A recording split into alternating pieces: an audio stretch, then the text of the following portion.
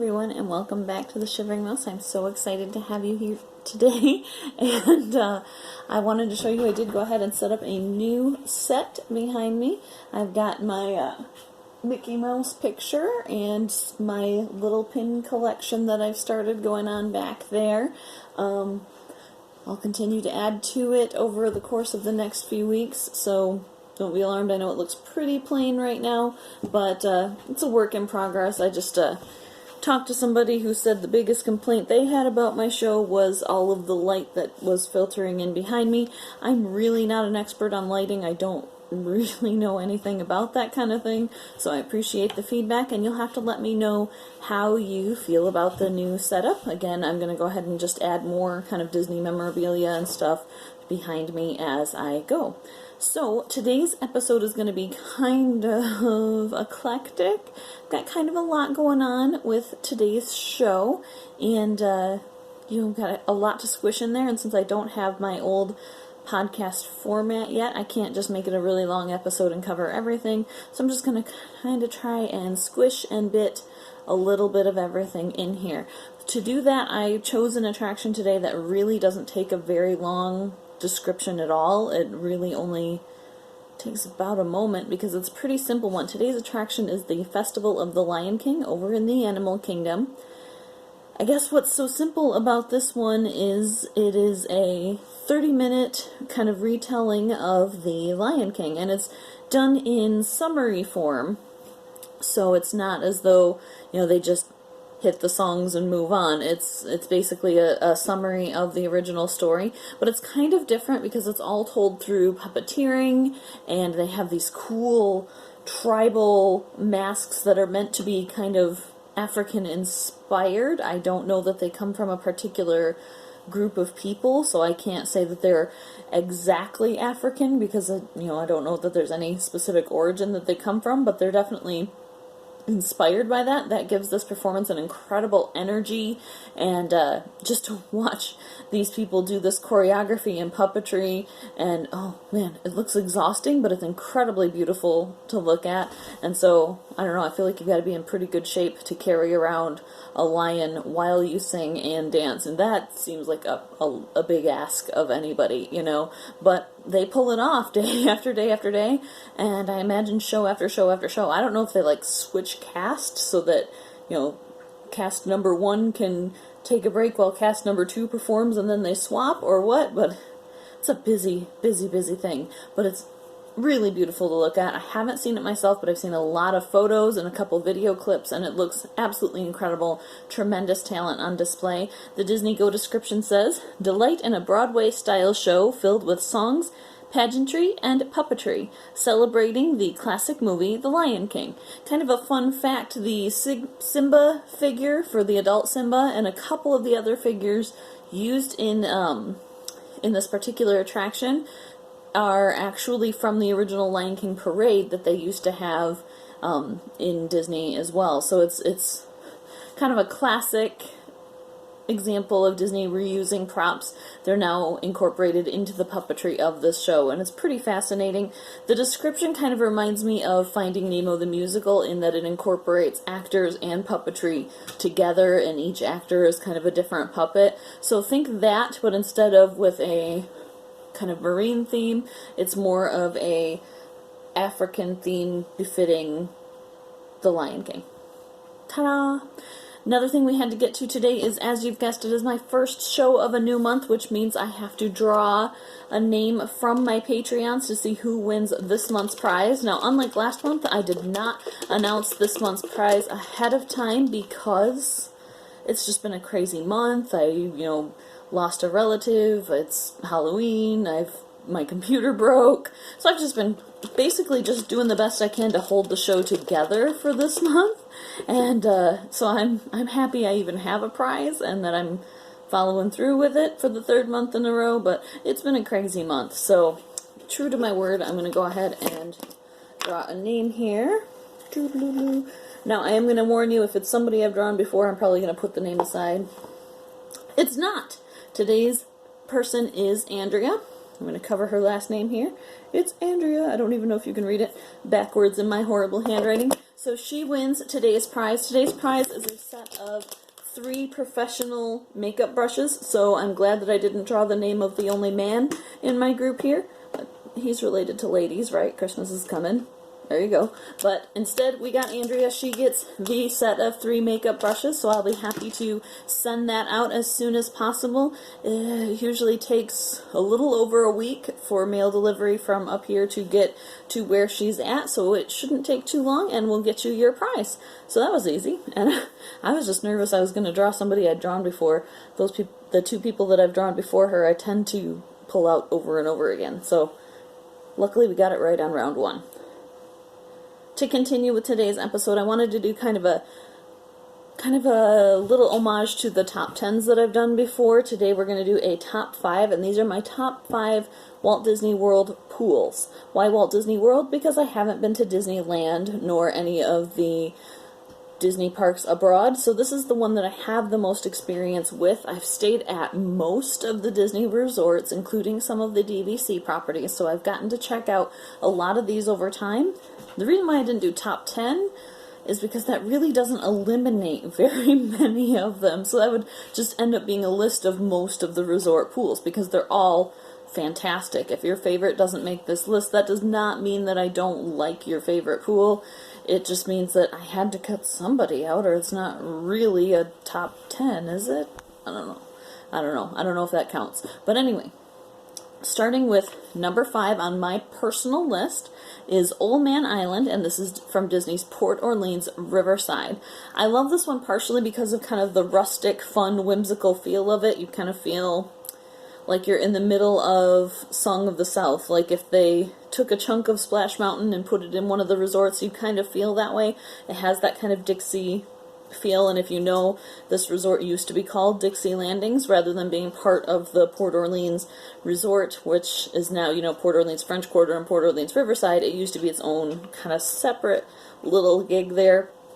Now they're connected, sort of, but I wonder what she's eating. Ooh. But, they're sister resorts, but they're not quite the same.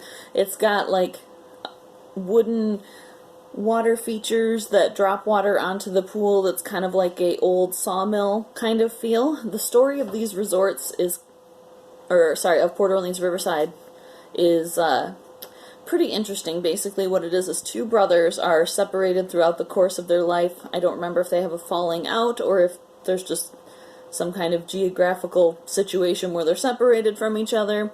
But at any point, these 2 brothers end up separated, and they were best friends, so it's really, really tough for them to be apart. One of them goes on to be the mayor in the area and is responsible for all of the Magnolia Plantation parts of Port Orleans Riverside, so all of the plantation buildings that have all of the guest rooms in them and stuff. So those are all plantation style buildings, and then across in Alligator Bayou is kind of where the other brother settled. Now in Alligator Bayou, he did set up kind of a playground for kids, and that's what this pool is meant to be. This playground eventually attracted all of the local kids who would slide on all of the milling stuff and check out the water wheels and let it dump water on them and that kind of thing. And they used this island that he had created as kind of a safe place for them to play and get wet in the southern heat and cool off. And eventually the word spread about this incredible place where all of the local kids like to play. Through this word spreading to the Magnolia Plantations, the brothers were reunited, and that's kind of a general synopsis of the story of the Port Orleans Riverside Resort. You can go much, much deeper into it. I believe Lou Mangello has an episode on it for the WDW radio show, and it's a really incredible story. As you know, with Disney, every single thing has to have its own story, and so that's where Old Man Island comes in. The Old Man, of course, being the brother who designed this water retreat for the local neighborhood kids. My number 4 is, oh boy, brace yourself, I'm going to try and pronounce it. Prepare to be ashamed. Fuentes del Morro. This is at the Caribbean Beach Resort. Part of why I love this one is one of the main things I told you guys about on the podcast is that I love kind of the feeling you get in the Magic Kingdom where you feel like you're in a Disney movie, like you're a character and you just belong in there. This has the same feel to it, especially since the refurb of the Caribbean Beach Resort. It literally looks like a set from Pirates of the Caribbean. You feel like you're in the movie, and like, not like you're in the movie on a movie set, but you feel like you're one of the characters in the story, and that you're part of this fictional universe, and it's so beautiful. It's designed after an old Spanish fort, and I've seen a lot of pictures of it online. It looks absolutely gorgeous. Caribbean Beach Resort was one of my favorites when I was a little girl. I absolutely loved it, and I just kind of liked that they had these like statues of lions and turtles and stuff that would spit water fountains. I was easy to amuse, I guess. But, you know, as a kid I thought that was hilarious. I used to pretend to drown and my aunt would have to pretend to save me. Thank goodness this was at the quiet pools where they didn't really have a bunch of lifeguards, because I probably would have scared them to death. Now that I've been a lifeguard, I know that that game would have really bothered me. But my aunt was a good sport. She kept jumping in to save me, so, you know, it is what it is. I don't know if people thought we were crazy, but it was fun. Things you think that are fun when you're a little kid, I guess. You look back at them and you're like, oh, I was weird. But you like it. And as a kid, people let you do what you like. You know, short of things that are morally reprehensible. Number 3, the lava pool at Disney's Polynesian Village Resort. Oh, guys, this one is so beautiful. This was another one of my favorites growing up. Now, when I was growing up, the lava pool was a little different. This was before I think they changed some of Florida laws so that you could only have your pool depth be so deep. I don't remember if it's like 4 feet or 5 feet. I think it's 5. Pretty sure it's 5. Before that, there were other ends of this pool that were allowed to be quite a bit deeper, and I've been a strong swimmer for longer than I can remember. Like, I even remember taking swim lessons when I was a little kid, but I already knew how to swim, so I felt like I was the big girl in swim lessons. So, I mean, I honestly do not remember a time when I couldn't swim at least passably. So to me, the deep end was part of the appeal. It was part of the fun. Now it's not so deep. I straddle the area between 5'5" and 5'6", so, you know, now I can stand kind of tippy-toe in the 5-foot deep water and pretty easily can take a breath. So it, you know, takes kind of some of the effort and the exercise out of it if you are a strong swimmer. But as a resort that gets a lot of through traffic, I can understand why they had to change it. Also, before they changed the depth of the pool, they used to have it to where to climb up to the slide on the volcano part of the lava pool, you had to go like under a waterfall and through a cave and up into it. I don't know, I guess the waterfall must have deterred a lot of kids. Having taught swimming lessons since then, understand that a lot of kids are great in the water as long as they don't get their face and their eye area wet. So maybe that's why they changed it, but there was actually, I mean, there might be some dribbles going over you now, but there was actually a quite strong waterfall that used to go over you to go into the volcano. So now it's a little bit less intense, but it is every bit as beautiful. They kind of bulked up the volcano, so instead of it being kind of a skinnier mountain, it's kind of widened up a little bit, and it's got more foliage on it. It looks pretty realistic, and it's gorgeous. One of my favorite perks, though, of the Polynesian pool, even now that they've changed it, is that it is right across from where you can kind of see the Magic Kingdom. So you can see the Happily Ever After fireworks, and they pipe in the music from Happily Ever After on that front pool portion of the resort, so you can kind of keep up with what's going on with the fireworks and get kind of a more distant view of it. And, you know, light travels really fast, so you still get to see most of it, and it's really a different angle to get the fireworks at. And yes, you don't get the projections on the castle, but it's still amazingly gorgeous. Polynesian has always been my #1 absolute non-stop favorite Walt Disney World resort, and so naturally I would love the pool. And another great thing about this one is, since it is on the same lake as the Magic Kingdom, you also get to see the electric water parade at night to kind of quietly, slowly make its way across the water, and that was always a huge highlight as a kid too. You almost feel like it's something secret that only you know about, because it's not like in a program guide or anything like that. It's very quiet, but it's really, really lovely, and I love the water parade. Next is the Silver or Copper Creek Springs. I've seen it listed as different names under each, under different resource guides, and I think partially this is because the names of things at Disney do tend to evolve and change, and then sometimes they change back. So some it's called Silver Creek, some it's called Copper Creek. Now I know the cabins at Wilderness Lodge, the kind of private DVC cabins, are the Copper Creek cabins, so presuming that this is the same creek, I'm guessing the appropriate name is Copper Creek. Part of why I love the Copper Creek Springs at Wilderness Lodge is because your pool starts all the way up in the lobby, and that is so much fun, and you can kind of follow it as it kind of streams up from these little bubbly geysers and hot water, oh, what are those called? Hot springs. From these hot springs out in the lobby, which is an incredible, breathtaking, huge, humongous lobby, right near the fireplace that has all of the different layers, like the Grand Canyon.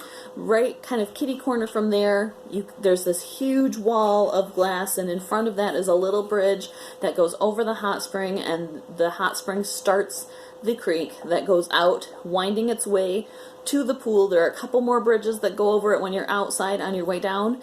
The fun part about this to me is that from the deep end of the pool, you're right where the spring meets the pool. So as a kid, I love this because there's just a little bit of a current there. You don't have to be a super strong swimmer, but it's enough to make kind of your legs blow behind you a little bit, very gently, very gently. But it's just kind of cool to swim into that current and hang onto the ledge as the water comes up from the hotel and pushes into the pool, and it's a pretty cool experience. You feel like you're really in, like Yosemite Park or something. And then, of course, after the pool, the creek does continue along to where it meets a geyser that explodes. I think it's still on the hour, every hour except for in the evenings, because guests complained that it was too noisy at night. It used to go all the way around, but some of the rooms that were closer to the pool, I guess it got a little, I'm dropping stuff, got a little noisy for folks, so now it only goes during the day. But it's still pretty cool, because you can sit there and watch the geyser, and you can look out over the lake on the way. It's kind of close to the boats to Fort Wilderness. Pretty sweet. This is also the resort I stayed at once when there was a hurricane happening. Now, the hurricane didn't reach its roots into Orlando. By that time, it ended up being like a crazy rainstorm, but it was still fun, and it was the most intense rain I've ever seen. But other than that, I don't know, it just made it memorable to be at the resort for that. It's not really pertinent to why it's my favorite pool. I just thought it was kind of cool. And number one is everybody's number one, and that is Stormalong Bay at the Yacht and Beach Club. There are sand bottoms to this pool, and there's a shipwreck, and this crazy slide, and it has its own lazy river. It's an exceptionally big pool, and I think that that's because it's the pool for both resorts, so they had to make it more accommodating for a lot of guests. I think Bailey's eating my shirt. But anyway, it's absolutely humongous. There's a lot going on in this pool. I believe this is one of the ones that where if you put your head underwater, you hear music. I know I've done this at the Polynesian before. I think the Big Blue Pool at Art of Animation does the same thing. But there are several of these resorts where if you put your head underwater in the pool, you actually can hear Disney music or Jimmy Buffett music if you're at the Polynesian. All different kinds of stuff. It's pretty cool. And then I don't know, it's just really intense. Now, this particular pool is the reason for a lot of changes in Disney pool policies on Disney property. Hang on just a minute, the dogs stole something. Alright, I'm back. Sorry about that. They were running off with whatever I knocked off my desk earlier, so that was super fun. Had to chase them down. Not so hard with Oliver, because usually when he steals something, he'll set it right down at my feet. Bailey's a little smarter and a little feistier, so I grabbed a drink and came right back to you.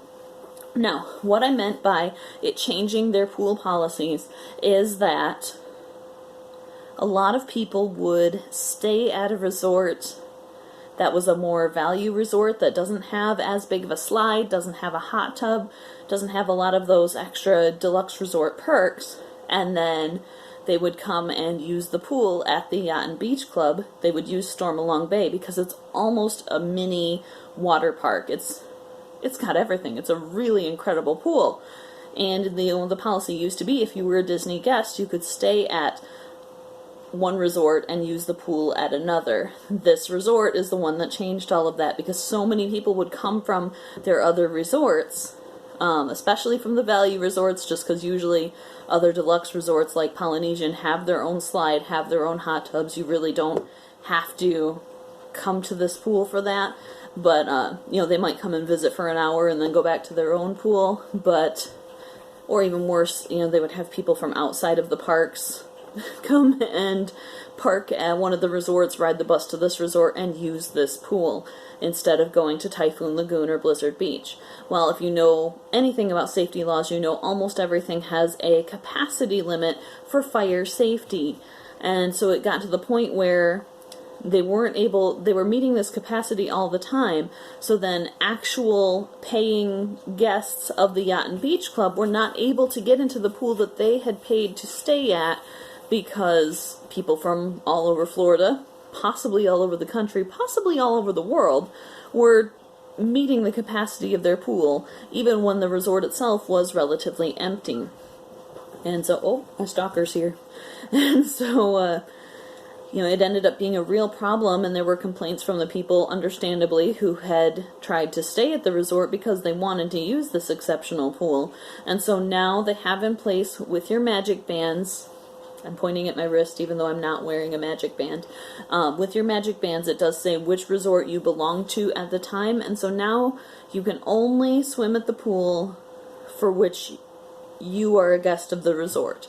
So if you are staying at the Poly, you can only use the Poly pool. If you're staying at Yacht and Beach Club, Stormalong Bay is your jam. But I think it says a lot about the popularity of this particular resort, and especially this particular pool, because I've eaten at the Yacht and Beach Club a lot, so I've seen this pool. I love to walk past it, but of course it's gated, again, magic bands, so I can't get in, but I've walked through it and walked past it.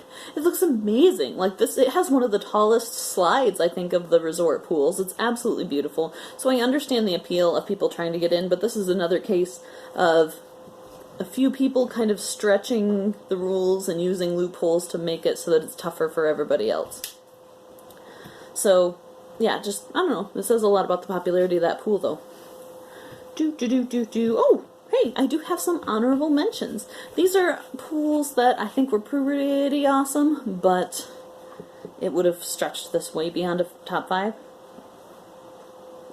So I'm just kind of going to briefly talk about them. One is the Lost City of Cibolo, and that's at Coronado Springs. It's pretty cool. It has like this ancient South American or Central American temple that has a jaguar on it, and the jaguar, I guess, is a spirit guardian that is guarding the pool. As you go down the slide, it kind of is prowling over the slide on a branch, and it's just really beautiful. I have pictures of my cousin and my younger brothers and myself at this pool. It's really, really neat. Now, since Coronado Springs is a convention resort, a lot of people will be more familiar with this particular pool than some of the others, and it's really cool. It looks like it was pulled right out of the Mexico Pavilion and just plopped right in the middle of this resort. It's an awesome pool.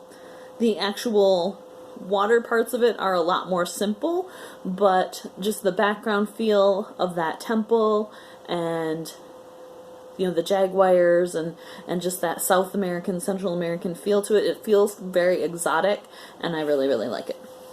And my other honorable mention is the Doubloon Lagoon. Now, as you may have guessed from my Port Orleans Cup, I'm a big fan of both of the Port Orleans resorts. They are some of the smallest resorts on property, and they just feel more quiet and private. I think they're listed on most top 10 lists for couples to go to, like for a honeymoon or for a private trip, because they're just very peaceful, and there's something just really calming and charming about these two resorts in particular. The Doubloon Lagoon, however, is not quite peaceful. It's got a Mardi Gras feel to it, as much of Port Orleans French Quarter is, because as Riverside is meant to represent kind of the lowlands and the plantations and the bayou around New Orleans, French Quarter is supposed to be right in the middle of New Orleans. And if you've ever been to New Orleans, the French Quarter is right downtown. Gorgeous. I highly recommend you go. It's a beautiful place. But, yeah, I mean, it's kind of right in the middle of the downtown area, highly trafficked. So this is a little busier than Port Orleans Riverside. I guess the best way to describe it is more busy. And by that I mean, like, there are little coins and doubloons in the cement on the way up to the pool. There's the crocodiles that look kind of like the alligators from Fantasia, but they're bluish instead of greenish, so I don't know if it's intended to be the same alligators or if they're cousins, but they've got the same facial expressions and kind of the same outfits on, so I don't know if that's a Mardi Gras thing or if it's a Fantasia throwback, but it's pretty cool. And they're playing music up in like a big clamshell, and then of course the highlight is a great big giant dragon driven by, it's either Neptune or Poseidon. When I was a kid I thought it was King Triton, but it's totally a different dude. It's definitely not King Triton, Ariel's dad. It's a different guy. But if it's Poseidon, then it's Ariel's grandpa. So, you know, still family resemblance. Did you even know that? I did. Haha.